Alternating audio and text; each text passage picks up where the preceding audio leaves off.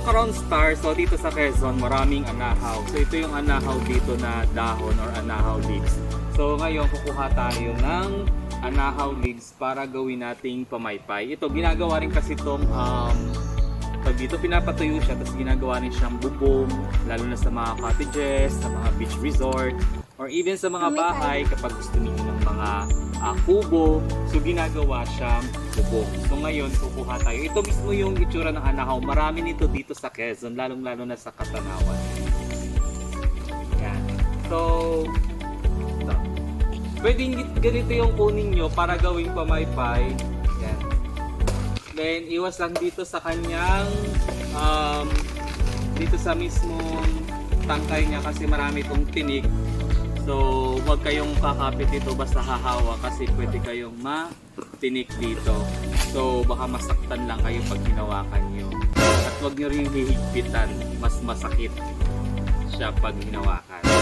Charis! Yan. Okay, so tanggalin natin yung tinik.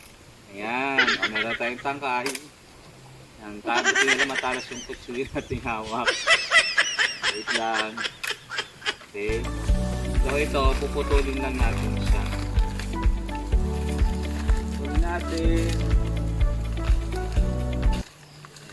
Ingat-ingat lang. Puputulin na natin. Ngayon tayong, depende sa size ng pamaypay na gusto nyo. Ayan o. Pag mainit, yung gamit natin. Yan. Tapos pag gusto nyo liitan, okay lang din. Ayan, ganda o. Pwede nyo rin bawasan. Bawasan natin siya.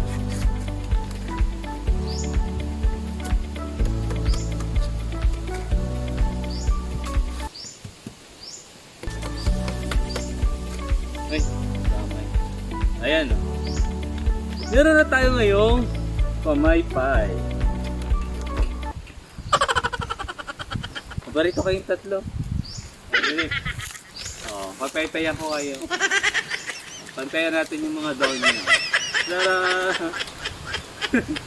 Okay, so thank you so much for watching. This is Ronstar TV.